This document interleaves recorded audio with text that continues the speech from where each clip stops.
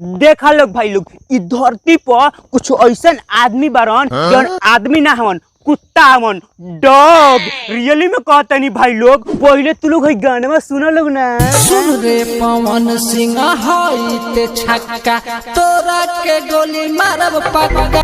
रे सरवा तोरा कैसे पता चल गई रे कि पवन भैया छक्का हवन? रे बुरबकवा ई पवन सिंह से नु अपन पिछवाड़ा टपा टप मरवैले बा। अच्छा तबे नु जगदेव चाचा ये कहता। सॉरी भाई लोग सॉरी। सुन रे पवन सिंह हई ते छक्का तो देख बबुओ अगर जे तोरा गाना गाए के बनू तो अच्छा गाना गाओ, खराब गाना मत गाओ और ना तो हम गरियाए लगे।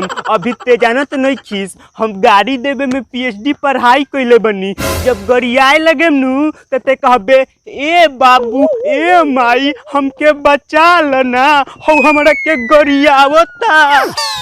एगो पवन सिंह का डांस वीडियो वायरल भइल बा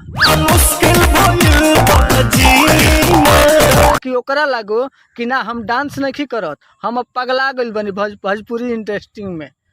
खेसारी भाई के तकड़ लेवे खातिर कमरिया ना कमर के बढ़िया से हिलावे के पड़ी।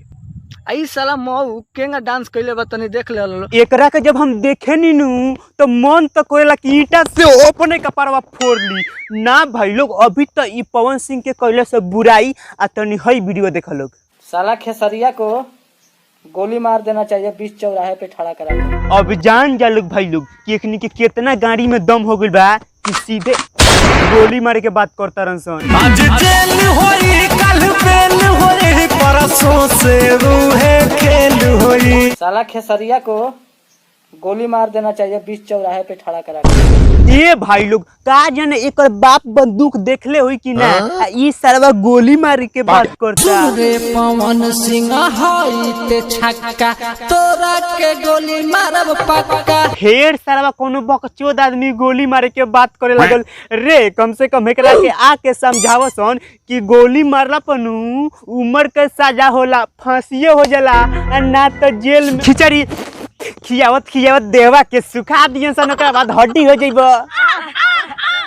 देखा सब बबुओ खेसारी पवन के बारे में कुछ गलत मत बोलो सन काहे से कि उ लोग एके गो बात कहले लोग कुरेदा मत बेटा। काहे से कि हमनी के खेसारी पवन होइसन मूड बने में बस थोड़ा सा टाइम लगेला आ जब मूड बने लगेला नु तो उ सीधे करे लगेलन सन। ओकरा बाद तालू के पता चल जाई कि उ छक्का हमन सन की मर्द भकचोद लंठ सुअर ना भाई लोग भक्चोदवा के ढेर दिन से देखतनी कि भक्चोदई करतल तो यही से एकरा पर वीडियो बना देनी है। और जस्ट ना वीडियो हमें इंटरटेनमेंट के लिए बना देनी है। अगर जो केहू वीडियो देख रहा बा तो कृपया कर दिल पर ना ली कैसे कि दिल पर ली तो हमार दिल टूट जाई। तो प्लीज तू लोग दिल पर मत ली लोग।